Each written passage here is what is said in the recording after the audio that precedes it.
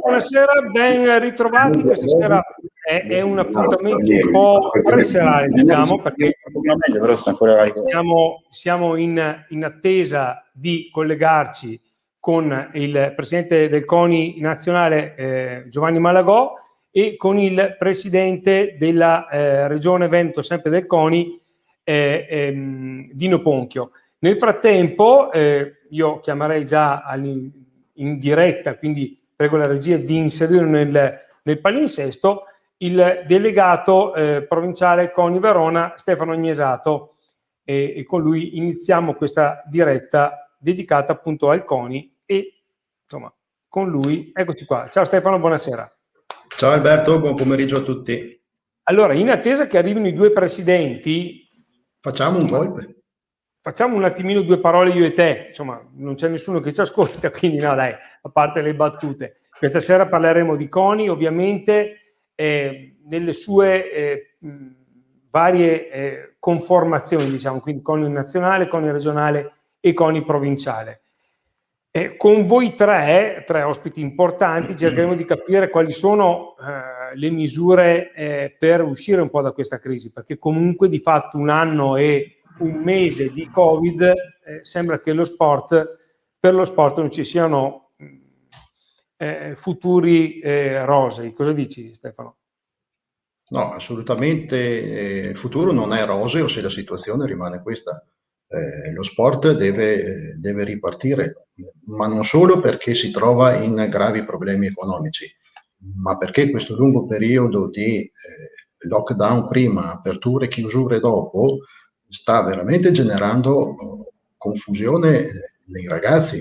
Cioè, io ho avuto contatti con dei ragazzi che già mi hanno detto che hanno abbandonato la pratica sportiva, ma diventa anche un problema psicologico-sociale per i nostri ragazzi, che al di là dello sport, poi è ovvio che noi dobbiamo parlare del nostro mondo che è lo sport, però al di là dello sport stanno perdendo molto di quella che era la vita sociale e quindi di legami, di amicizie.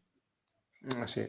Purtroppo lo sport se ne parla sempre quando no, c'è qualcosa che non va, dice lo sport aiuta a socializzare, lo sport è salute, lo sport, però nel momento in cui ci sono queste emergenze lo sport viene accantonato ed è un po' un controsenso, un po' un'incongruenza, no?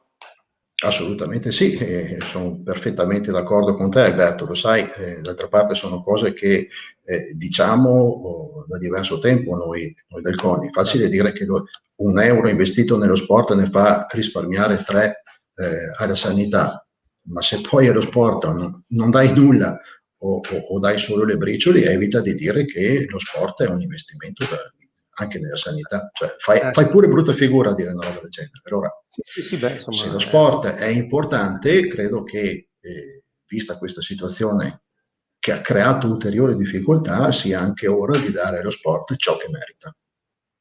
La giusta dignità, no? Sembra un po' eccessivo Ciò che dire così, merita. però è vero. Certo. Senti, entriamo un attimino, visto che appunto aspettiamo i due presidenti, quello che è stato fatto finora, soprattutto in questo periodo, a Verona, iniziative ne sono state fatte, è stata fatta anche una pubblicazione importante che è andata in mani importanti, poi fare un po' riassunto di quest'ultimo anno di CONI Verona. Sì, praticamente questa pubblicazione è stata la conclusione di una parte di un percorso iniziato anni fa, dove la nostra idea è quella che il compattarci, il fare squadra, il fare gruppo, il condividere progetti, il confronto continuo non possa far altro che portare dei benefici a tutti quanti, ai ragazzi e alle famiglie in modo particolare. Quindi questa pubblicazione, che è unica del genere in Italia, così l'ha definita, io non ho controprove se effettivamente è vero o no, però Roberto Ghiretti, che molti di noi conoscono, curriculum stratosferico, inutile che lo presenti io, a cui ho dato questo libretto, mi ha detto guarda, in Italia non esiste una cosa del genere. è un libretto condiviso, un opuscolo condiviso fra CONI, federazioni sportive, enti di promozione sportiva, discipline associate, assessori allo sport, la scuola, l'ufficio sport della Curia. Quindi veramente tutti quelli che sono quegli enti che si occupano di sport hanno dato il loro contributo a questa pubblicazione. Anche qualche società sportiva ha dato il proprio contributo. È un libretto che non è solo il libro dei sogni, non è solo teoria, abbiamo messo dentro anche tanti esempi pratici che amministrazioni comunali, società sportive possono tranquillamente copiare e soprattutto, visto che non siamo gelosi delle nostre cose, possono migliorare. Certo, anche perché insomma non c'è da essere gelosi quando si parla di sport, soprattutto in un periodo come questo dove bisogna condividere Assolutamente no. Certo. per trovare nuove potenzialità. Senti una cosa, Stefano, noi è stato, qua a Verona è stato fatto anche una manifestazione in piazza, no?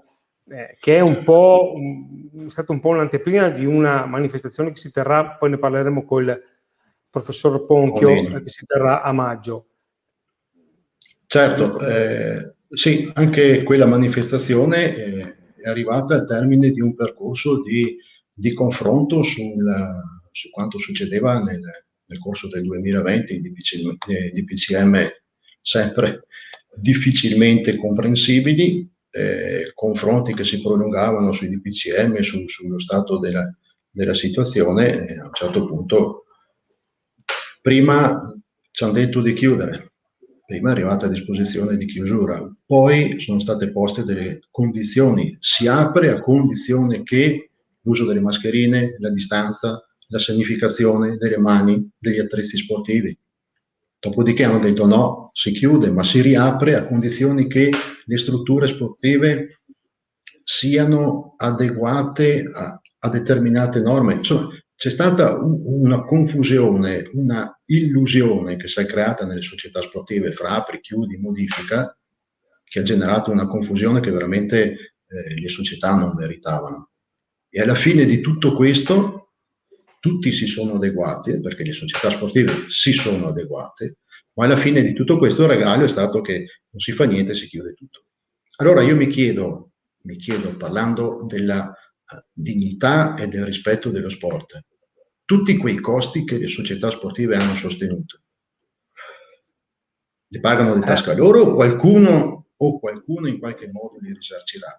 No, perché dobbiamo un attimino ampliare, le società sportive non hanno sostenuto solo queste spese, hanno anche il problema che sono venuti a mancare degli sponsor. La pandemia ha creato anche una crisi economica. L'abbiamo toccata con mano anche noi, giusto Alberto? D'accordo con uno sponsor per la pubblicazione di questo libretto, la settimana prossima ci accordiamo, la settimana dopo non abbiamo fatto nulla perché sono arrivate una serie di disdette perché non sono in grado di sponsorizzare nessuno. Esatto. Per cui parliamo di cifre, e parliamo anche Stefano di cifre non importanti. Puoi immaginare in una società sportiva dove bisogna gestire atleti, forniture e quant'altro, quando cominciano a mancarti un paio di sponsor, comincia a essere dura. Certo, senza contare poi le bollette luce, acqua, gas, gli affitti, senza contare, proseguendo, l'abbandono. L'abbandono dei ragazzi vuol dire meno introiti per le società sportive, meno adesioni. Cioè, la quota associativa che i ragazzi pagano è anche quella una quota importante per la società, per poter fare attività sportive. E quindi le società sportive si trovano veramente con l'acqua e la gola. E mi sembra che tuttora, mi permetto, perché insomma eventualmente noi andiamo in piazza per la seconda volta, i confronti li abbiamo fatto, mi permetto di dire che CONI a parte, federazioni a parte, nessuno si interessa, e devo includere anche gli assessori dello sport, hanno dato il loro contributo, ma fuori da questo mondo nessuno parla di sport, nessuno si interessa di sport, nessuno allo sport chiede nulla, a parte i soldi che hanno dovuto spendere. Sì. Purtroppo sì, purtroppo sì. Allora, noi siamo in attesa, io vedo che il professor Ponchio ha qualche problemino nel collegarsi. So che il presidente Malagò è in una telefonata internazionale, quindi ci ha chiesto di pazientare un attimo, ma insomma siamo ovviamente pazienti. Io andrei, se adesso qua vedo sotto la finestrella del presidente Malagò, quindi probabilmente tra un po' sarà con noi. Nel frattempo, Stefano, andiamo un attimino avanti noi e Sì, certo. su Verona finalmente stanno già ripartendo degli eventi sportivi importanti, un segnale che lo sport a fatica sta ripartendo. Mi viene in mente la finale di Champions League di pallavolo al Palazzetto dello Sport, come piuttosto degli europei e dei mondiali di BMX alla BMX Olimpica Arena di Verona. Segnali importanti, però la base è ancora lì che aspetta Sì. segnali. Aggiungo anche i campionati italiani di scherma, Sì. per quel che riguarda i paratleti, quindi un altro evento molto importante che ospiterà la nostra città. Eventi importanti si muovono, nella Champions League di pallavolo è a conclusione del proprio torneo, ma lo sport di base è fermo, c'è molta incertezza anche nei dirigenti. Ancora una volta c'è poca chiarezza, insomma, poca attenzione nei confronti dello sport, per cui se c'è poca attenzione nei confronti dello sport, se c'è poca chiarezza, tocca a noi, tocca a tutti noi, società sportive comprese, compattarci e confrontarci e fare le nostre richieste. Ne parlerà dopo Dino Ponchio di questa iniziativa che faremo l'8 maggio, però voglio dire, noi siamo andati in piazza il 31 di ottobre, il 30 ottobre eravamo dal presidente nazionale Giovanni Malagò, abbiamo portato anche i suoi saluti e la sua vicinanza, ecco, in piazza a ottobre eravamo in 400 dirigenti, fra dirigenti e atleti. Il nostro segnale lo abbiamo dato. Stefano, ti blocco un secondo, è arrivato il presidente Giovanni Malagò. Buonasera Presidente. Ciao a tutti, grazie dell'invito. Ciao. E ciao Stefano. Ciao Giovanni. Innanzitutto Alberto, come stai? Scusate, ubi maior minor cessat, per cui adesso io mi tacito e ascolto. No, insomma. Allora, innanzitutto Giovanni, come va? Come stai? Tutto bene? Devo dirti la verità, va bene, va molto bene. Detto questo, delle giornate folli, nel senso buono della parola, e ho sentito anche cosa stava dicendo Stefano. In epoche di pandemia lo sport, così come altri settori, in teoria, ma direi anche in pratica, non sarebbero sufficienti le giornate per star dietro alle varie problematiche, alle varie complicazioni, ai vari paletti che ogni giorno ci ritroviamo da affrontare, da risolvere, provare a risolvere, con tutto quello che sono le conseguenze del Covid sul mondo dello sport, di tutti i tipi possibili e immaginabili. Immaginatevi che cos'è ovviamente tutta la gestione delle varie discipline sportive. Questo già di per sé sarebbe sufficiente. Poi c'è tutto il resto, cioè abbiamo un'Olimpiade da organizzare, la spedizione italiana parte il 15 di luglio, vi vorrei ricordare che praticamente oggi siamo al 23 d'aprile, cioè quindi siamo 80 giorni scarsi a Tokyo. Vorrei ricordare che abbiamo un'Olimpiade a Pechino tra meno di 9 mesi. In Cina, come voi sapete, non è proprio banalissimo andare e quindi capire cosa si deve fare. Abbiamo le elezioni del CONI il 13 di maggio, quindi tra 20 giorni. Abbiamo un decreto in conversione con tutto quello che implica sotto il profilo giuridico, tecnico, amministrativo, giuslavoristico, pianta organica, asset, patrimonio, eccetera. Dopodiché abbiamo anche un'Olimpiade, stavamo parlando anche di altri argomenti, Milano-Cortina, che vi riguarda e vi interessa molto da vicino, che sicuramente tutto procede, ma insomma non c'è ombra di dubbio che con il Covid tutto è molto più complicato, inutile che ve lo racconto. Quindi vi ho fatto una panoramica, per il resto tutto molto bene, andiamo avanti, perché non ci si può, non ci si deve lamentare, soprattutto rispetto a quello che c'è in giro. Assolutamente. Senti, Presidente, l'hai anticipato, il 13 di maggio ci saranno queste elezioni della Presidenza del CONI nazionale. Ci fai un breve riassunto di questi ultimi tuoi mandati e poi non parliamo del futuro, ovviamente sempre con la speranza che tu possa essere ancora alla guida del CONI nazionale. Ma guarda, io per ciò che riguarda quello che sono gli elementi caratterizzanti, la mia candidatura è corretto che ne parli in Consiglio nazionale appunto il 13 di maggio. Per ciò che riguarda il resto, credo che il mio impegno, la mia dedizione, spero, oltre alla mia passione, anche la competenza e quello che ho fatto, chi sta nel nostro mondo conosce perfettamente di che cosa sto parlando. E mi sento di dire di aver non solo tutelato, ma difeso questo mondo negli ultimi tempi, per non dire negli ultimi 2 anni, diciamo, per rispetto a questa storia, e tutti quelli che sono gli organismi sportivi conoscono bene il significato di queste mie parole.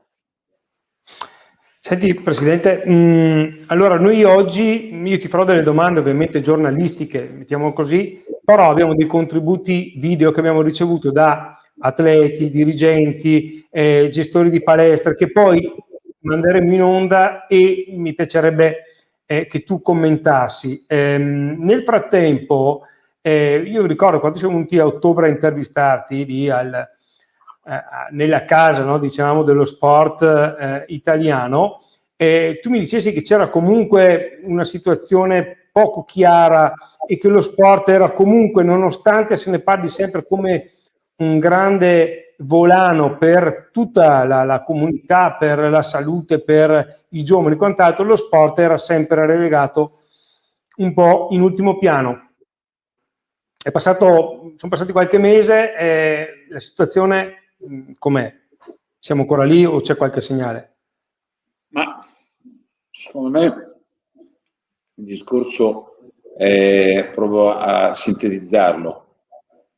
Il nostro è un paese che è considerato, diciamo, un gigante, un'eccellenza sotto il profilo della storia, dei risultati sportivi, dei ranking mondiali, di quello che sono le medaglie sommate tra le estive invernali e nelle Olimpiadi. Detto questo, credo che il grande merito di tutto questo sia della storia dei 5 cerchi nazionali, di chi mi ha preceduto. Io ho cercato, soprattutto negli ultimi tempi, di consolidare e sviluppare al meglio tutto questo, però non c'è ombra di dubbio che è un paese che sappiamo benissimo rispetto agli altri che gap paga sotto il profilo dell'impegno di questo concetto, di questa filosofia, di questa storia dell'uomo e della donna, dell'essere umano, dello sport nella scuola, con tutte le implicazioni che questo trascina dietro. In epoca di pandemia poi abbiamo visto il grido di dolore della SD e dell'SSD che hanno semplicemente acuito tutto questo. Esatto, guarda, fatalità, parli dell'SD e con il decreto sostegni le SD sono state di fatto tagliate fuori. È un grosso problema questo, bisognerà trovare un modo e non solo a parole per aiutare queste società. Lo dicevamo, tante società rischiano di sparire, alcune sono già sparite, ma come sottolineava Stefano e come mi ricordo sottolineasti tu ad ottobre, tanti ragazzi rischiano di non riprendere a fare l'attività sportiva e questo è una grossa perdita proprio a livello di crescita per questi giovani. È così, è assolutamente questo, ma perché tutto il sistema sportivo è tutto quanto sulle spalle appunto dell'associazionismo e lo Stato ovviamente su questo in particolare tramite la filiera dei plessi scolastici di fatto praticamente non ha mai lasciato il segno. E qui se va in crisi l'SD va in crisi in automatico tutto lo sport italiano e l'architrave, la colonna vertebrale del sistema. Allora, visto che hai parlato di ASD, scusa, io manderei il primo contributo video, così poi lo commentiamo insieme anche con Stefano Gnesato, in attesa del professor Ponchio che ha qualche problemino di connessione, ma sono fiducioso che arriverà, quindi prego la regia di mandare il primo contributo e poi lo commentiamo insieme. Grazie. Buongiorno Presidente, sono Daniele Orlandi, tecnico per la Federcombat Kickboxing, e vorrei chiedere se ci sono dei dati riguardo l'abbandono dei giovani per quelle categorie a cavallo fra le categorie giovanili e senior, e se si è pensato a come arginare questo fenomeno probabilmente aumentato a causa della pandemia. Grazie. Allora, i numeri di questo abbandono, Presidente. I numeri sono impressionanti e purtroppo non c'è ancora, diciamo, il punto definitivo di caduta. Qualche giorno fa è venuto un presidente federale che mi ha detto che sono passati a 31/12 del 2020 da 150.000 tesserati a 75.000 dimezzati. Ma attenzione, potrebbe anche essere paradossalmente che questo numero è destinato a scendere ancora, cioè diciamo il bottom down da verificare. Lui era ovviamente disperato, mi ha chiesto qualche consiglio, qualche idea. Io gli ho detto che deve essere come uno starter allo sparo, deve essere preparato nel momento esatto in cui si riuscirà. Qui sapete benissimo che stiamo tutti nelle mani dei DPCM con tutto quello che implicano sotto un profilo organizzativo, una serie di iniziative di supporto. Deve essere pronto, perché se incominci a ragionarci quando finalmente ci sarà lo sparo, c'è il rischio nel frattempo l'emorragia è andata avanti e veramente non ti rialzi più. E con questo c'è, a seconda, scusate se ve lo dico, del tipo di sport, del tipo di disciplina, indoor, outdoor, di squadra, individuale, di contatto, non di contatto, insomma, su ognuna insomma, non si può generalizzare perché sarebbe un errore, ecco. Non è che puoi fare lo stesso tipo di operazione alla retina o al cuore. Assolutamente. Io ti leggo un messaggio che è arrivato proprio da Roberto Ghiretti, ne parlavamo prima. Insomma, Roberto Ghiretti è un grande esperto, un grande conoscitore di sport, e chi ci scrive: sarebbe ora che lo Stato o le regioni facessero serie ricerche non solo sul risparmio sanitario, il dato americano citato è del 91, ma sul risparmio sociale, soprattutto post-pandemico, e credo che il dato sarebbe interessante per mirare le politiche sociali attraverso lo sport. La Regione Lombardia spende 200 milioni anno per le politiche di prevenzione, ma non vanno allo sport, così per dire. Insomma, una considerazione interessante questa. E poi vorrei sentire anche un commento e una parola anche di Stefano Gnesato. Stefano, comincia te, dai. Allora, grazie Giovanni. Allora, intanto saluto Roberto Ghiretti, un abbraccio Roberto, condivido perfettamente quello che ha detto, che di fatto conferma quello che avevo detto prima che il presidente Malagò si collegasse. Si parla sempre di sport come servizio sociale, un servizio che fa prevenire malattie e quant'altro, poi alla fine, lato pratico, dove si taglia sullo sport. Allora, o diamo dignità allo sport, oppure smettiamola tranquillamente di continuare a dire queste, mi viene da dire baggianate, però queste cose che poi non corrispondono alla realtà.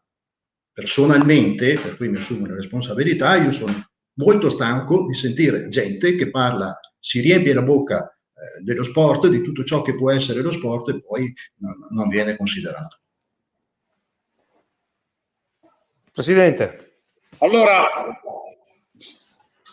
mi abbraccio a Roberto Ghiretti, si unisce a quello di Stefano, è un grande amico, un grandissimo conoscitore del nostro mondo, è anche uno che con stile, con garbo, sa usare le parole e soprattutto conosce i contenuti dei nostri problemi.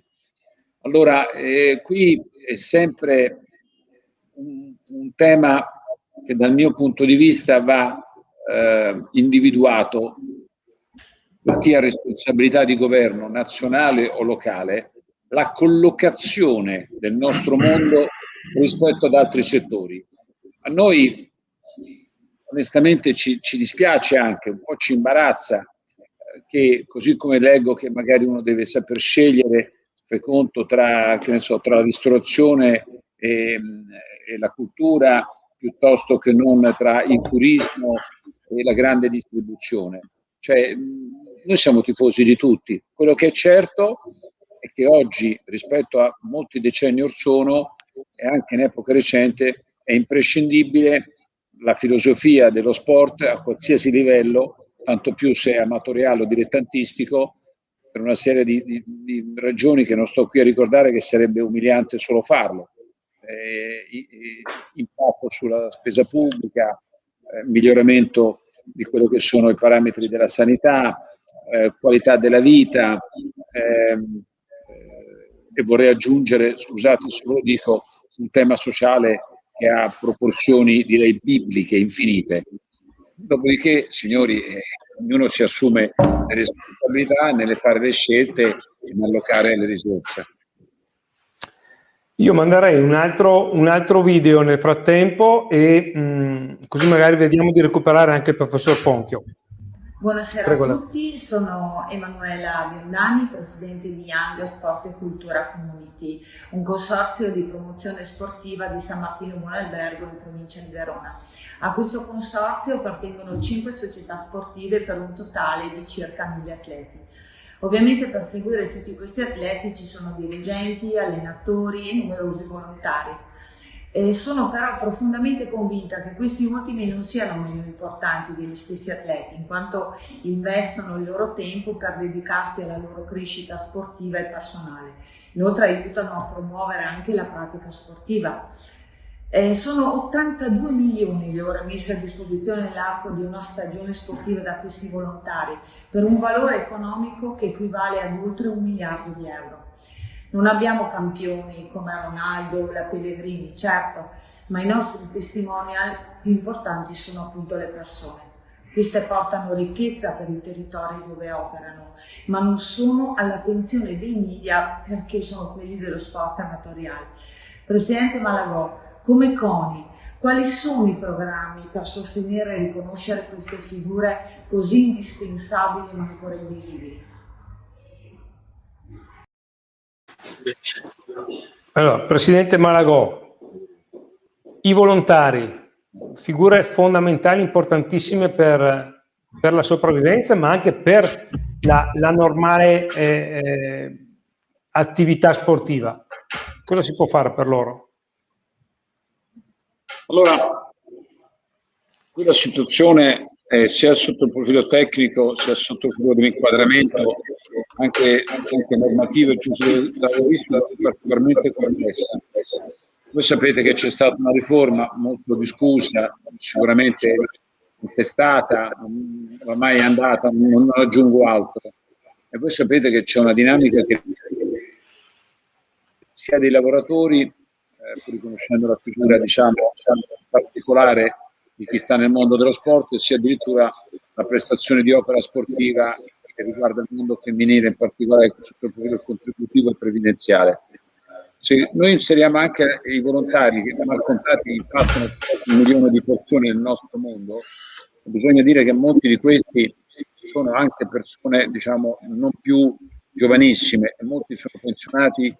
Io non vedo oggi, considerando che già c'è da spostare le lancette in avanti per colpa della pandemia, dell'entrata in vigore di quella riforma, perché pensate voi le SD che non so se riapriranno, in quante riapriranno, come riapriranno, pronti via si ritrovano anche maggiori costi supplementari per tutelare giustamente quello che sono i diritti dei lavoratori.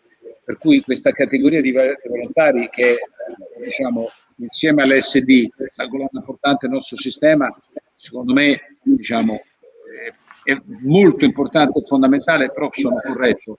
Non penso che sia oggi la priorità, perché lo spirito, diciamo, come del terzo settore, lo spirito è quello di un approccio appunto non certo educativo. È chiaro che, ad esempio, la collaborazione tecnico-sportiva di Pescante, con molto la vecchia e cara norma che ci consentiva fiscalmente di opportunità, può dare qualche apertura in questo senso. Allora, nel frattempo è arrivato il professor Dino Ponchio, presidente CONI Veneto, neoeletto. Benvenuto Dino, buon pomeriggio. Sì, grazie, mi scuso molto con tutti e con il mio presidente in particolare, ma difficoltà tecniche ci siamo. Sono qui con voi a disposizione. Non ti preoccupare. Allora, abbiamo già fatto un giro di interventi sia con Stefano Iesato, sia con il presidente Malagò. Io adesso volevo un attimino coinvolgerti subito chiedendoti, insomma, sei da poco subentrato alla guida del CONI Veneto. Innanzitutto, che situazione ti sei trovato a dover gestire così pronti via? Una situazione sicuramente non facile, visto anche la pandemia, no? La situazione non facile perché non è facile per nessuno. Io entro in successione morbida e coordinata con il mio predecessore Gianfranco Bardelle. Attività se ne sono fatte molte in questi ultimi anni.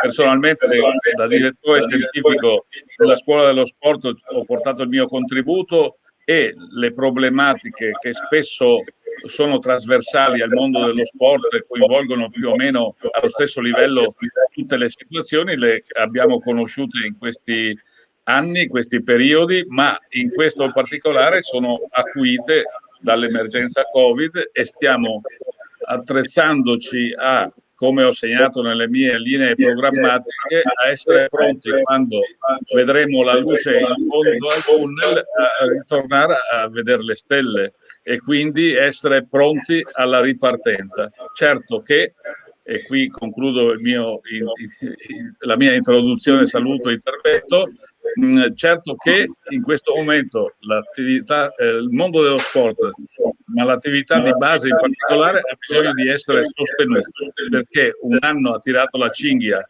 e l'ha bypassato, un altro in queste condizioni non lo può fare da sola, deve essere aiutata da chi può e dalle istituzioni pubbliche e private in particolare. Vabbè, assolutamente d'accordo. Io manderei un altro contributo, ne abbiamo 7, io direi alla regia di mandare il prossimo e poi lo commentiamo insieme. Buonasera Presidente, sono Gianni Segala, Presidente dell'Atletica Buvolone. Le sottopongo un problema riguardante l'attività che facciamo nelle scuole. Molte società, tra cui la nostra, si recano nelle scuole per promuovere la propria attività, poi invitano gli stessi ragazzi a provare sul campo. Ora questi ragazzi non hanno ancora il certificato medico perché non hanno ancora deciso di intraprendere questa attività e questo impedisce di invitarli sul campo per provare, altrimenti ovviamente questa diventa una responsabilità del Presidente se non hanno il certificato. Una proposta che io faccio è si potrebbe come CONI spingere sul Ministero della Salute affinché nelle scuole primarie e secondarie, magari attraverso progetti pilota, si possa fornire una visita medica che abiliti i ragazzi a praticare e a provare qualsiasi disciplina sportiva similare. Questo in considerazione anche che le attività che fanno a scuola durante l'educazione fisica non sono estremamente diverse da quelle che vanno a fare eventualmente dopo sul campo. La ringrazio, buona serata. Presidente Malagò, una proposta. È una proposta. La mia proposta è che io sono onesto, non voglio prendere in giro nessuno e anche spero una mia qualità. In questo momento il CONI dall'argomento scuola è fuori e c'è una società che si dovrebbe occupare di questo. Noi abbiamo denunciato a più riprese questa carenza spaventosa. I programmi mi sembra che sono gli stessi che facevamo noi. Adesso abbiamo ripreso, voi sapete, dopo quanta via crucis per la nostra indipendenza, vedremo dopo le Olimpiadi cosa possiamo fare, perché lui ha detto delle cose sacrosante, noi riteniamo che bisogna mettere a rete il sistema, non mi aggiungete altro perché andrei in una questione di fuorigioco e voglio essere rispettoso istituzionalmente, ma le parole del nostro amico sono state ineccepibili. Benissimo, questa è già una... Se posso fare un altro intervento perché poi ci avrei una videoconferenza con l'estero. Certo, prego. Perdonatemi. Allora, visto che Allora io manderei tutti i video, visto che poi dopo il Presidente deve abbandonarci, mi sembra di aver capito, mandiamo i video e poi li commentiamo, dai. Almeno... Buonasera Presidente Malagò, è con gioia che le invio questo videomessaggio e di questo ringrazio il Professor Ponchio e Stefano Ognesato, il mio delegato. La mia, più che una domanda, vuole essere una riflessione che nasce dalla mia esperienza come insegnante di educazione fisica e come referente dei centri CONI per Verona. In questo anno l'attività sportiva di base e l'attività giovanile sono quelle che hanno dovuto subire le maggiori difficoltà e con esse le associazioni sportive dilettantistiche hanno dovuto sopportare l'onere di interrompere l'attività sportiva. Nella formazione dei nostri ragazzi l'attività sportiva è determinante ed è opportuno riportare l'attenzione su questo aspetto, come opportuno riportare l'attenzione su un progetto molto interessante, quello dei centri CONI, che può essere in questo momento una bella risposta ad un momento di difficoltà. Un progetto che ha al suo interno alcune peculiarità, dalla collaborazione tra le associazioni sportive, alla formazione dei tecnici, allo scambio di idee tra i tecnici e soprattutto al creare opportunità di esperienze motorie per gli atleti che possono rappresentare un nuovo approccio metodologico. Ecco, riportare l'attenzione sull'attività di base e sull'attività giovanile vuol dire occuparsi della formazione dei nostri ragazzi, vuol dire riportare i ragazzi a fare attività sportiva e fare in modo che l'attività sportiva non sia solo d'élite. Dall'attività di base si formano gli atleti di alto livello, ma è dall'attività di base che si formano le persone del domani. Presidenti, buongiorno. Tanto spero davvero che questo video vi arrivi, ma io vengo dal rugby. Noi siamo abituati ad avere poche regole chiare, precise e soprattutto che vengano rispettate. Io chiaramente non sono contro le scelte, perché solo chi fa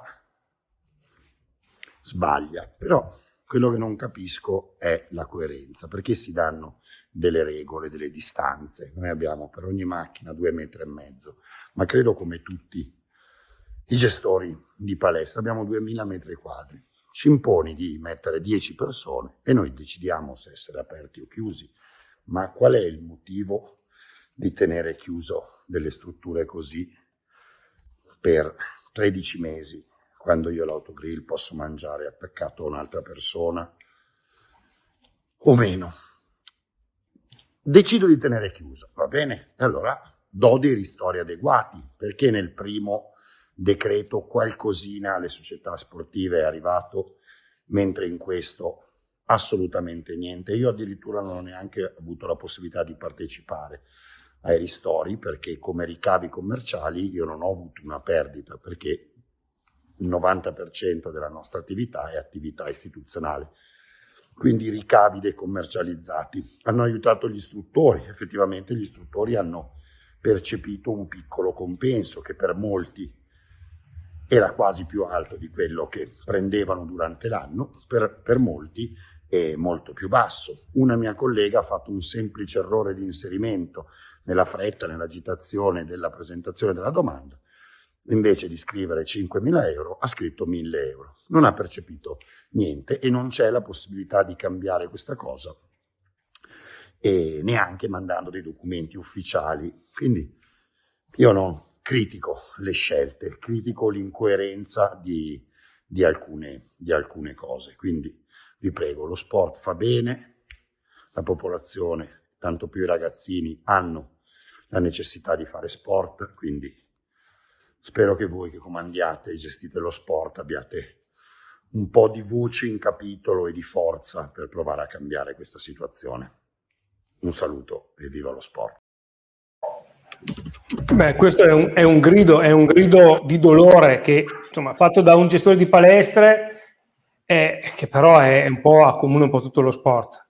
Presidente Malagò.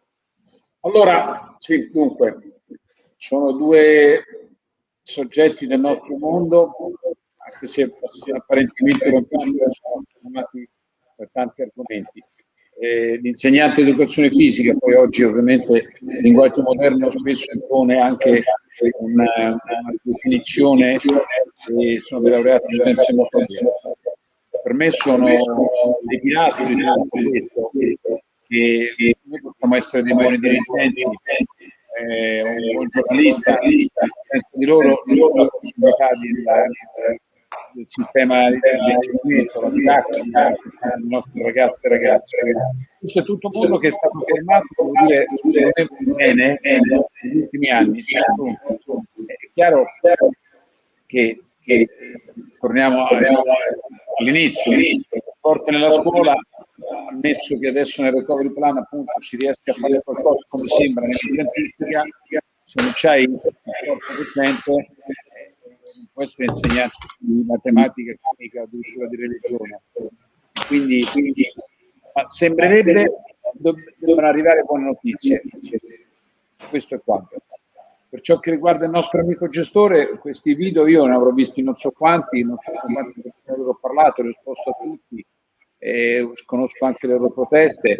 Sono stato tanti anni presidente di un'associazione dove c'aveva spazi più o meno grandi così o più o meno attrezzati, insomma sforzi che hanno fatto, finanziamenti, la pianificazione, parametri da rispettare. È assolutamente non comprensibile, non potrà mai esserlo il concetto che uno potrebbe stare a 2 metri e la sera di giorno può andare a mangiare al ristorante. Attenzione, ritorno al concetto di prima, noi vogliamo non che chiudano i ristoranti, noi vogliamo che aprano i ristoranti e le palestre che hanno rispettato quel tipo di regole. È dura.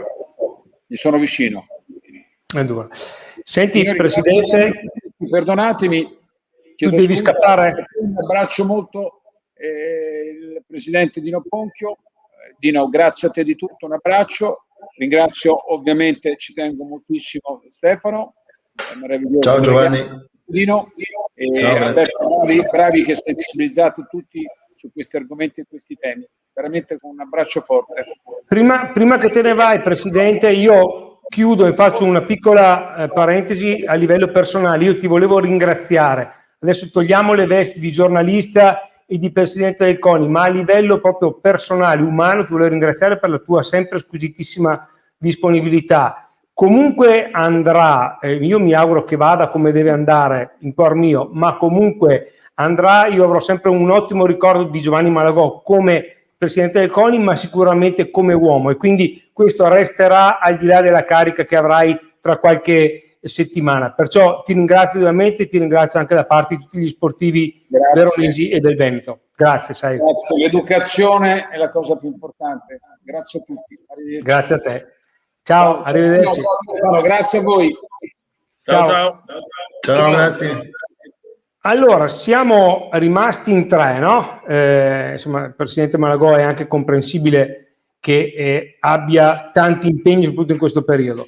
Io adesso darei la parola un attimino a Dino Ponchio, Presidente del CONI Veneto, perché abbiamo sentito questo urlo da parte dei gestori delle palestre, la non felicità degli sportivi perché non sanno come praticare le loro discipline nel migliore dei modi, tante restrizioni, tante incertezze, e a tal proposito però il CONI Veneto insieme al CIP Veneto, quindi il Comitato Paralimpico, ha progettato, ha ideato un'iniziativa. Ce ne vuoi parlare, Dino? Ma molto volentieri, insieme con la mia giunta, con la giunta del CONI regionale, con i 7 delegati, abbiamo pensato di dare spazio, dare visibilità a quel mondo dell'attività sportiva un po' che ha meno voce, che ha meno canali di comunicazione, che ha meno opportunità di far sentire il dramma che sta vivendo.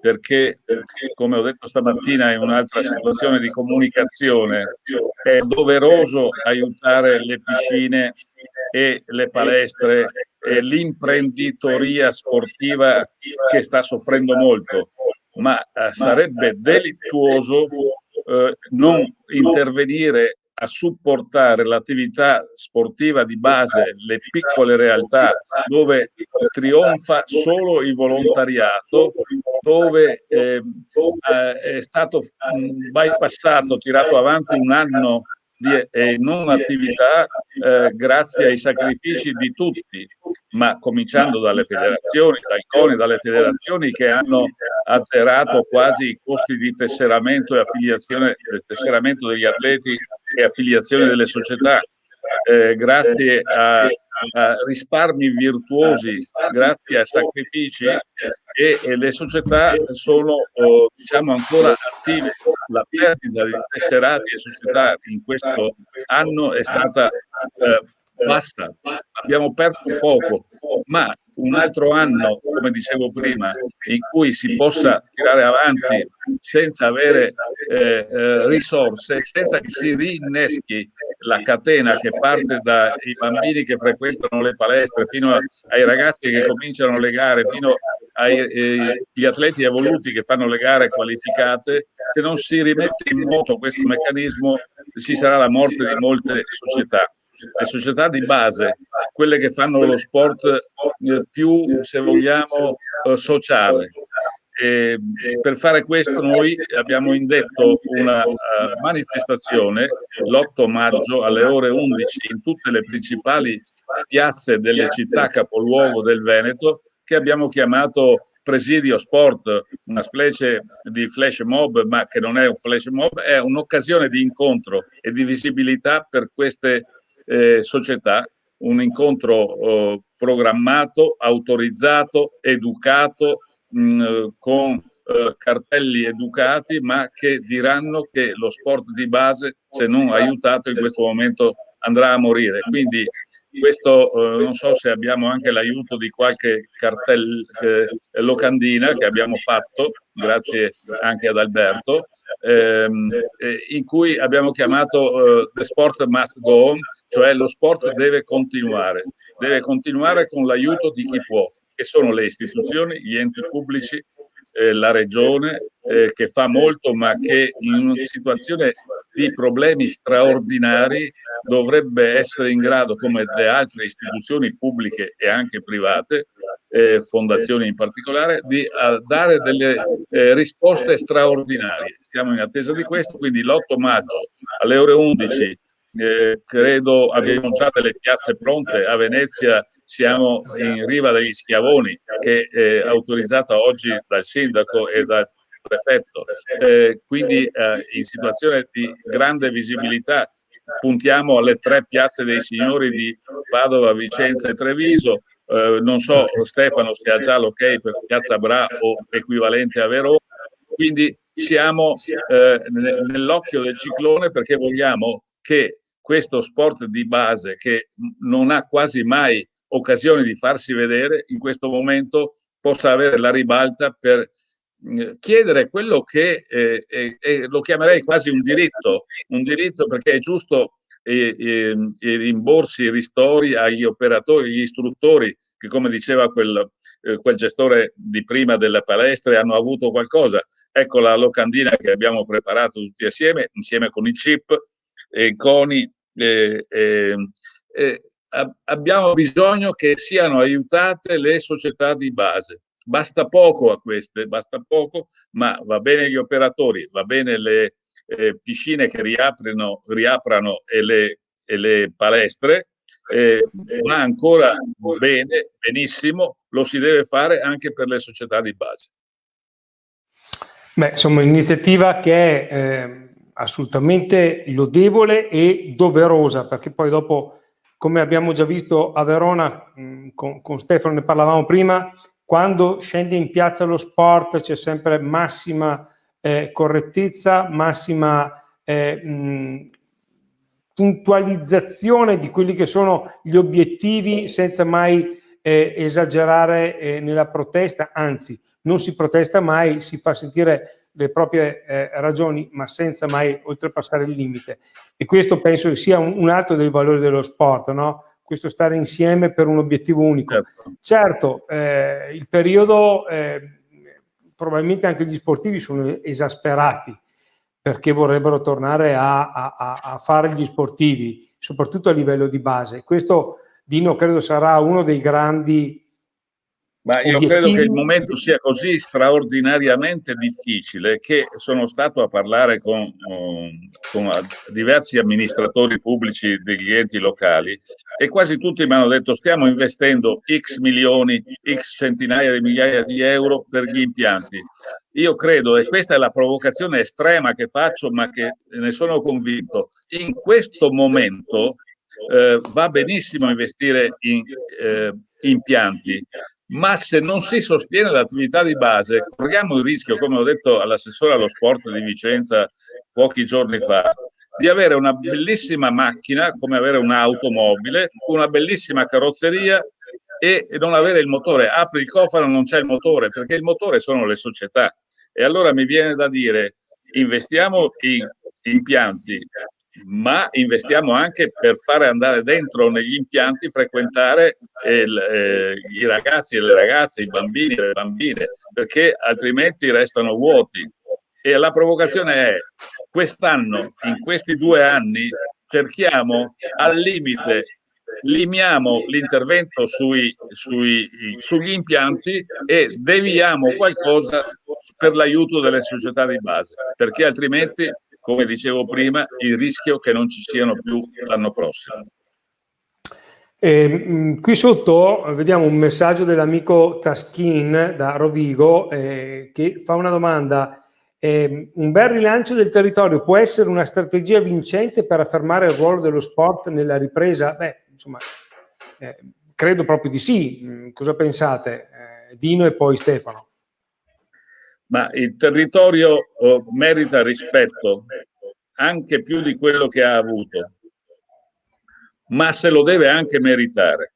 E allora il CONI per statuto è l'organismo e l'ente di coordinamento dello sport, ma questo diritto-dovere se lo deve meritare. Quindi la mia idea, l'idea che abbiamo portato avanti, l'idea che stiamo praticando con gli amici della Giunta e con i delegati, che ringrazio perché sono molto motivati, è quella di offrire servizi al mondo dello sport. E questo che faremo l'8 maggio, questi flash mob, tra virgolette, chiamiamoli così, sono un momento di sensibilizzazione che poi si passerà, e non so se ne ha parlato già Stefano, e mi scuso del ritardo, e poi si declinerà, come si dice male, anche con gli hub vaccinali, sociali vaccinali.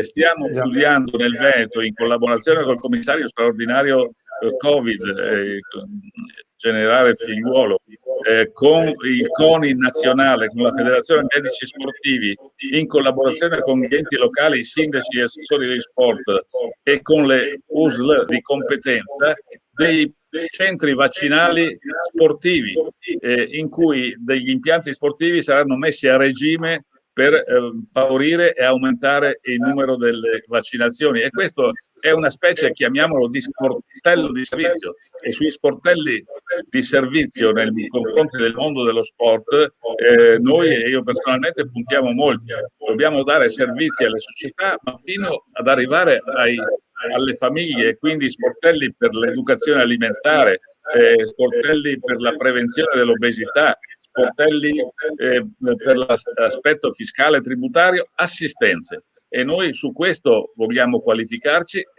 e quindi automaticamente qualificare l'attività, l'intervento e quello che fa il territorio. Stefano, per quanto riguarda Verona? Beh, per quanto riguarda Verona, ha già detto tutto Dino. Direi che sì, ovviamente concordo con quanto ha detto, anche in base alla mia esperienza che ho fatto in passato e che sto facendo al CONI provinciale, prima come fiduciario, adesso come delegato.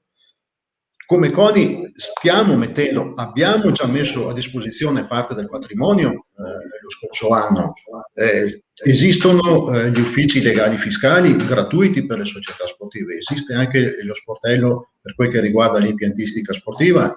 Dino ha queste idee importantissime che noi supporteremo e realizzeremo in base anche alle indicazioni che ci verranno fornite di più sportelli. Quindi il CONI sta veramente facendo la propria parte, ma non perché sono il CONI, perché la realtà credo che mi conoscete, sono una persona anche molto concreta, però rifacendomi al discorso di aver vissuto e di vivere comunque il territorio, concordo anche sul fatto che le società sportive si devono un attimino muovere, anche svegliare da un certo punto di vista, perché se ti vengono messi a disposizione dei servizi gratuiti, sfruttali, è nell'interesse della società, ma soprattutto è nell'interesse degli atleti, è nell'interesse delle famiglie. Io aggiungo un'altra cosa, dopo questa pandemia, perché prima o poi finirà questa pandemia, le società sportive, lo diceva il presidente Malagò, devono essere già pronte a ripartire. E il mio suggerimento è di ampliare l'offerta sportiva, diversificarla. Voglio dire, fuori c'è un mondo di anziani che aspettano di poter uscire, che possono essere nuove persone che si mettono in gioco e magari, non voglio dire, andranno a disputare delle partite, però attività motoria, cioè diversificare l'offerta delle società sportive. Questo può essere un esempio, coinvolgendo gli anziani nell'attività motoria, e quindi anche così un sostegno, può essere anche un sostegno economico alle società sportive. C'è molto da fare, le possibilità di ripresa ci sono. Adesso stiamo perdendo delle adesioni, ci sta per la confusione anche per la confusione che si è creata. Io torno a ribadire questo concetto: i ragazzi sono veramente stanchi, L'ho toccato con mano, ho toccato direttamente con mano ragazzi che mi hanno detto: io non faccio più attività sportiva perché ormai sono abituato a stare in casa, andare a fare gli allenamenti non finalizzati a una gara non mi interessa. Ce ne sono queste le motivazioni. Però se adesso viviamo questo momento di crisi, dobbiamo essere bravi, preparati a ripartire. E tutto questo lo possiamo fare in un modo solo, ne sono convinto: con il confronto, ma soprattutto con la condivisione di idee e di progetti. Assolutamente. Io direi di guardare gli altri video che sono arrivati oggi. Li possiamo ovviamente commentare noi e poi insomma vedremo il modo di farli arrivare anche al presidente Malagò. Prego alla regia. Sono Pierluigi Giaretta, sindaco del comune di Oppiano con delega allo sport, e da molti anni collaboriamo con il CONI provinciale per poter avvicinare, favorire quella che è l'attività sportiva divisa nelle varie discipline ai nostri ragazzi. Come succede sicuramente a molte realtà del nostro territorio, le società si trovano in difficoltà, perché società che hanno in gestione anche i centri sportivi, non avendo o comunque vedendosi ridotti quelli che sono i contributi da parte delle aziende e non avendo le iscrizioni da parte dei ragazzi in questa stagione, si trovano anche in difficoltà economica per poter mantenere, gestire e manutentare gli impianti sportivi. Questa è una grande difficoltà, perché noi come amministrazioni cerchiamo di aiutare, ma non possiamo fare il tutto. Chiedo se ci possa essere un aiuto concreto nei confronti delle società che, come sapete tutti, sono formate da tutti i volontari, per cui si trovano in un momento difficile, cerchiamo di sostenere e dare loro una mano. Questo è il commento del sindaco con delega allo sport Pierluigi Giaretta, sindaco di Oppiano. Dino, insomma, sì, è abbastanza chiaro. Io posso essere altro che assolutamente d'accordo col signor sindaco. È che insieme noi, ma soprattutto i sindaci, come si può dire, le amministrazioni pubbliche devono in questo momento mettere la fantasia al potere.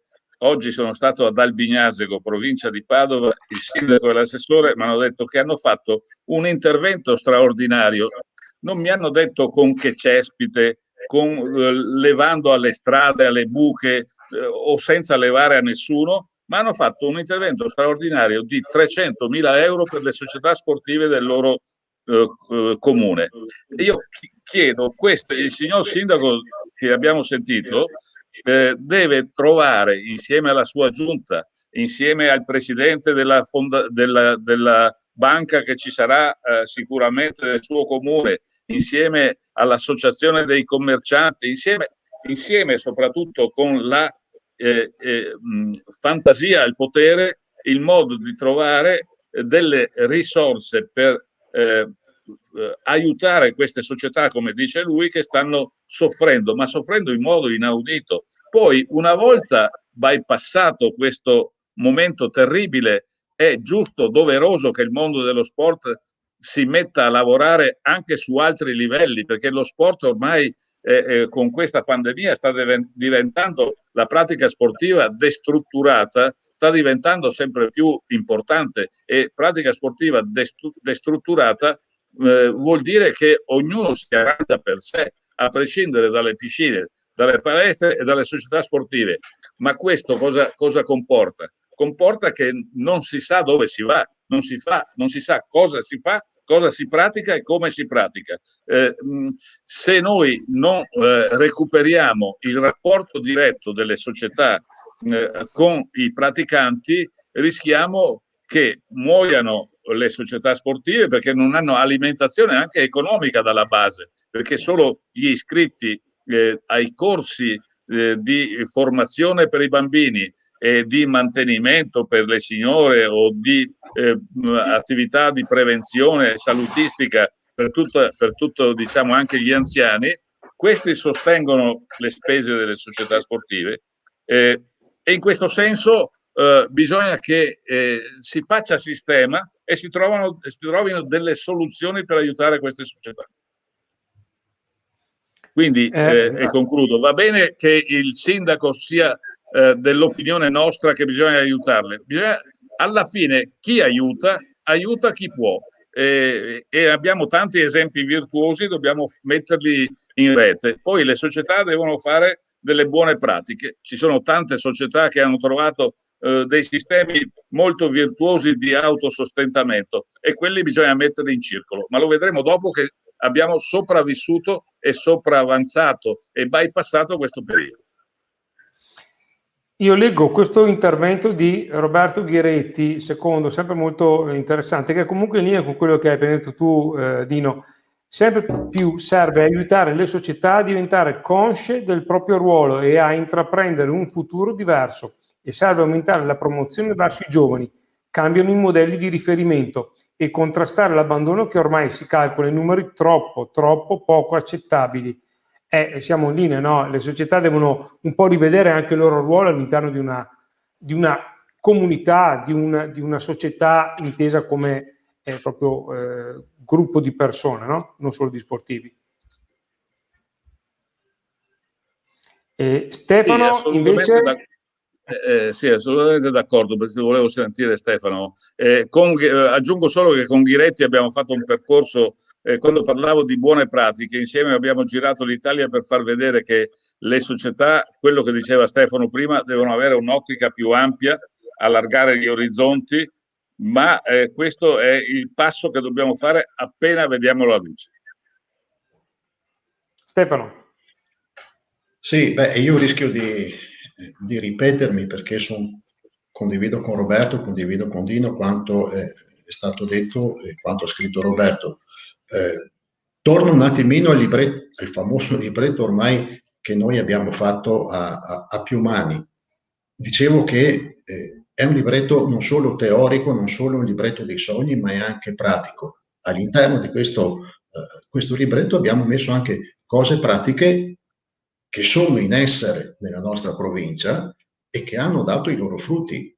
Penso, e vi cito, al coordinamento intercomunale per lo sport che ho costituito insieme agli assessori nel 2001, sta tuttora andando avanti, un coordinamento fra comuni a quell'epoca, dove avevamo riscontrato che il 43% dei ragazzi elementari e medie, attenzione, 43% dei ragazzi delle elementari e medie che non facevano attività sportiva strutturata, assieme, CONI di allora e comuni, scuole, società sportive, si è fatto un grandissimo lavoro di promozione sportiva si è arrivati a portare quella percentuale a livelli fisiologici, a livelli dati dell'ultima indagine di fine 2019 che abbiamo fatto qui a Verona, si aggira, se non ricordo male, intorno al 15-16%, non ricordo, comunque era una percentuale del genere. Quindi un grande lavoro fatto insieme fra comuni. Nel libretto abbiamo citato, c'è la Manu che ci ascolta, la Young Sport Community, una unione fra società sportive che oggi, più che pur mantenendo ogni società sportiva di San Martino Buonalbergo, diciamo pure anche dove è, tranquillamente, pur mantenendo la loro autonomia, si sono coagulate per affrontare assieme determinate problematiche, in accordo anche con l'amministrazione comunale. Quindi ci sono degli esempi positivi, ecco, ne cito solo due, ma ce ne sono anche altri. Quindi questa assolutamente, a mio avviso, è la direzione che si deve intraprendere. Uscire dai propri orticelli. Certo. Hai citato la Young Community e la Manu, io a questo punto direi alla regia di inviare il video di Roberto Zago, che è uno dei presidenti della Young, in particolare del basket, che lancia un dubbio e vorrebbe ovviamente una risposta. Buonasera Presidente Malagò, sono Roberto Zago, sono il Presidente del San Martino Basket, una società di pallacanestro ovviamente amatoriale e dilettantistica. Domanda molto semplice perché è una cosa appena accaduta. Quali sono i rapporti, o meglio, il contatto diretto tra istituzioni e federazioni? È capitato oggi, anzi ieri, di ricevere il protocollo di utilizzo di ripresa dell'attività sportiva del mini basket. Quindi ci siamo subito attivati per poter finalmente far riprendere l'attività ai nostri ragazzi delle scuole elementari sostanzialmente. Poi oggi viene fuori il DPCM che ci dice che non si possono svolgere queste attività. Allora ho proprio l'impressione che la federazione si muove in un senso e le istituzioni in un altro, quindi non c'è dialogo, e la cosa è molto grave perché rende ancora più difficile la possibilità di gestire la nostra attività e programmarla soprattutto. La ringrazio. Dino. Sì, io chiaramente la risposta può essere solo che istituzionale. Il DPCM, il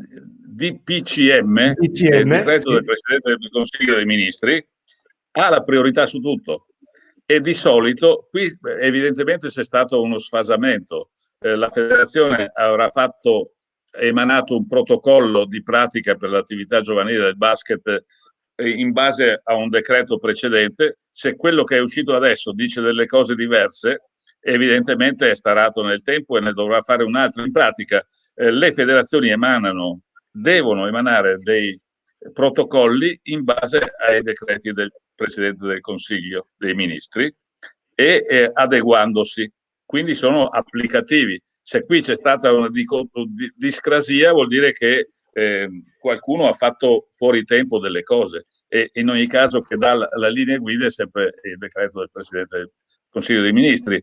Mentre se posso, volevo integrare quello che dicevo prima. Quello che abbiamo intenzione di fare come CONI è già programmato. Adesso alla ripresa è una serie di attività, corsi, chiamiamoli corsi, di formazione e informazione per la digitalizzazione del mondo dello sport. Faremo 20 corsi aperti a 400 persone dirigenti, 20 di base e 20 di secondo livello, per utilizzare al meglio gli strumenti informatici, che ce n'è bisogno. È un intervento sostenuto dalla Fondazione Cassa di Risparmio di Padova e Rovigo, ma che si può possibilmente mutuare in tutto il Veneto. In più faremo, e mi viene in mente perché ho visto il contributo dell'amico Roberto Ghiretti, faremo insieme con Ghiretti, che è un amico, e insieme a un altro amico che si chiama Fabio Pagliara, che sono due grandi manager dello sport, faremo un percorso tracceremo un percorso di cosa fare all'uscita dal tunnel. Cercheremo di dire alle società, alle federazioni, alle società, cercheremo di prepararle per la ripartenza, prepararle da tutti i punti di vista, tecnico, agonistico, imprenditoriale, dirigenziale, manageriale, sulla comunicazione, sul marketing, su tutto, e lo faremo adesso, da fine aprile in poi. Parli del progetto City Sport o è comunque legato anche al progetto? È collegato. È un progetto del CONI Veneto che prende spunto da quelle idee, ma viene applicato nel Veneto e sulla realtà del Veneto. Questo è molto interessante, sarà molto interessante farlo conoscere, farlo acquisire anche da chi vuole mettersi in gioco non solo come dirigente sportivo, ma anche proprio con delle figure, si diceva prima, professionali all'interno del mondo dello sport. Sono 5 appuntamenti di 2-3 ore l'uno, però chi ha voglia di trovare aiuti, contributi per essere pronto a fare delle cose concrete alla ripartenza, che vuol dire tra un mese, qui troverà grandi suggerimenti. Prego, a questo punto la regia, mandiamo un altro contributo e poi guardiamo insieme. Egregio Presidente Malagò, colgo l'occasione di questa intervista live per farle una domanda. Pensa che questa pandemia abbia aiutato effettivamente lo Stato italiano a capire quante persone si muovono intorno al mondo dello sport, quante persone vivono sul mondo dello sport, e che quindi possa aiutare loro a capire che bisogna fare una legislazione migliore per queste persone? Grazie mille per la risposta. Ovviamente la domanda era per il Presidente Malagò, però possiamo rispondere noi, potete rispondere a voi, Dino e Stefano. Questa pandemia ha fatto capire qualcosa in più di quello che è effettivamente l'importanza dello sport? Mi viene da ridere. No, per me no. Non do una risposta istituzionale, no, perché a mio avviso anche tutte queste discrasie che ci sono non ci sarebbero se ci fosse l'umiltà, ma queste sono cose che avevamo già detto al 31 ottobre del 2020 in Piazza Bra. Se ci fosse la disponibilità ad un confronto, la disponibilità ad ascoltare il territorio, che io allora dissi non devono venire a ascoltare me, c'è un presidente nazionale, c'è un presidente regionale, voglio dire, la politica ascolti queste figure che hanno e sono rappresentanti di una storia sportiva italiana che è portatori di una cultura sportiva che è immensa, perché queste persone, ribadisco quello che ho detto allora, non sono fra le persone competenti, sono le persone competenti in materia di sport. Allora, se tu non ascolti le persone competenti in materia di sport, non puoi fare altro che fare della confusione. Certo, mi auguro, è uno degli aspetti a cui il sottoscritto spera, mi auguro che questo grande movimento che ha voluto Dino dell'8 maggio porti veramente a far sì che ci sia un confronto reale fra il mondo dello sport e il mondo delle amministrazioni e il mondo della politica.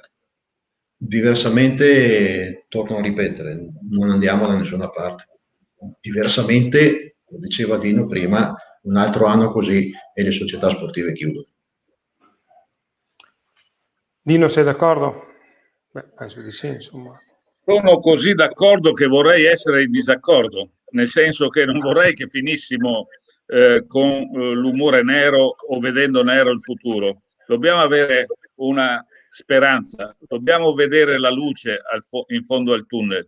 Non possiamo rassegnarci al fatto che vada male, deve andare bene. E allora, se ci sono sindaci come quello che abbiamo sentito prima, che si pongono il problema, probabilmente porsi il problema è la premessa per trovare delle soluzioni. Il vero male sarebbe se non ci si ponesse il problema, ma se io ho sentito 3-4 sindaci anche di capoluogo, ho sentito il sindaco prima, stamattina il sindaco e l'assessore di Albignasio, che è un grosso centro della provincia di Padova, che sono sensibili al grido di dolore, vuol dire che magari mettendoci insieme troveremo anche delle soluzioni. ottimisti, no positivi, perché dopo dire il termine positivo in questo momento non è il caso, però bisogna essere ottimisti, però essendo anche realisti, nel senso non ipotizzare cose che poi non si potranno fare o si faranno difficilmente. Di sicuro adesso il primo passo per smuovere un po' l'attenzione sul mondo dello sport è questa manifestazione pacifica dell'8 maggio. Io prima di concludere, visto che abbiamo fatto ormai più di un'ora, quasi un'ora e mezza di diretta, io lancerei l'ultimo video che ci è arrivato ed è una lettera di una persona che poi vorrei commentasse e presentasse Stefano Ogniesato, perché è un po' una figura storica del CONI Verona. Io direi alla regia di lanciare il video e poi lo commentiamo insieme anche questo. Tra le mie esperienze sportive c'è anche quella di essere fiduciario periferico del CONI. Per questo motivo desidero ringraziare il presidente Malagò per l'attenzione che mi ha riservato lo scorso settembre, inviandomi una favolosa lettera in occasione del mio trentennale nella famiglia del CONI. Vorrei a tal proposito aprire una parentesi per parlare della situazione a Verona e nello specifico menziono lo straordinario lavoro del delegato provinciale Stefano Ogniesato, una delle persone più laboriose e determinate che io abbia mai conosciuto e insieme al quale ho cominciato il mio percorso all'interno della famiglia del CONI. È riuscito infatti, grazie ad anche un gruppo di fiduciari molto affiatato, a coinvolgere tutti gli assessori comunali della provincia, riuscendo così a coordinare il lavoro in modo magistrale in tutta Verona e provincia. Questo per mettere in evidenza tutto il sudore e l'impegno che sta dietro al panorama sportivo, che rappresenta, a mio parere, una parte indispensabile delle nostre vite, soprattutto in un periodo complicato come questo, dove i rapporti umani sono sporadici e frammentati. Lo sport può essere la catena che ci tiene uniti, anche se separati da uno schermo. Colgo l'occasione di fare gli auguri di un buon lavoro al neo presidente regionale, dottor Ponchio. Beh, insomma, belle parole. Queste sono le parole che un po' forse fanno la chiusa ideale per questa diretta. Lo sport unisce, noi dobbiamo essere uniti. Stefano, vuoi dire due parole? Al di là dei complimenti che ti ha fatto, che sappiamo che sono ovviamente, tu hai già bonificato una cifra per questi complimenti, al di là delle battute scherzo, vorrei che parlassi un attimino di questa persona. Presentala tu, dai. Ma si è vendicato. Gianfranco si è vendicato nel senso che a settembre lui, quando abbiamo fatto CONI Verona in festa, non sapeva nulla di questa lettera di Giovanni Malagò, che io avevo letto in pubblico. 30 anni l'anno scorso che Gianfranco è all'interno del CONI come fiduciario, una persona sempre disponibile, una persona straordinaria, moderata, a cui voglio veramente un bene dell'anima. È stato il primo, quando sono stato nominato delegato per la prima volta, è stata la prima persona a cui ho chiesto di continuare con me, anche se con ruoli un po' diversi, l'esperienza al CONI. Sempre presente, sempre disponibile, sempre molto attivo nelle cose che si devono fare. E quindi per me era una bella soddisfazione fargli questa sorpresa. Infatti, quando avevo letto la lettera, lui si è sorpreso, mi ha aperto gli occhi e conoscendolo come sul solito mi ha fatto segno che mi menava, però insomma, probabilmente adesso ha voluto ricambiare. Lo ringrazio Gianfranco per tutto quello che ha fatto, quello che sta facendo e che sicuramente farà all'interno di questa famiglia del CONI. Lo ringrazio per le sue parole.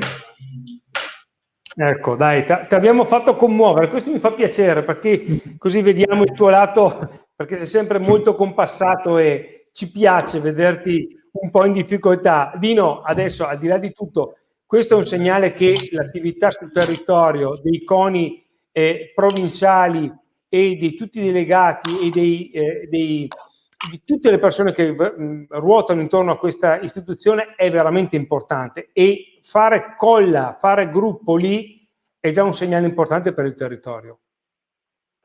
Ma io credo che sì, il valore dello sport è questo. Il valore dello sport è che ci sono 1, 10, 1000, 10.000, 100.000, migliaia e migliaia di persone come Stefano e come quel fiduciario che, mi scuso, non mi ricordo il nome. Franco Baldini, sì. Ecco, che danno tutto, se stessi, senza chiedere niente. Quello che penso di lui, Stefano lo sa bene, anche se non glielo ho mai detto, perché tra noi uomini di sport basta guardarci e ci si capisce. Con Stefano ho un rapporto splendido e spero che anche lui sia reciproco, ma sono sicuro che è reciproco. Non ce lo siamo mai detto che ci vogliamo bene, tra virgolette. Non occorre farlo, perché lo facciamo nei fatti, e persone come loro ce ne sono, è la linfa vitale dello sport italiano, e su questa base, su questa forza che sarà la base della ripartenza, lo sport continuerà, vivrà, perché ci sono queste persone. Questa è la mia fiducia assoluta.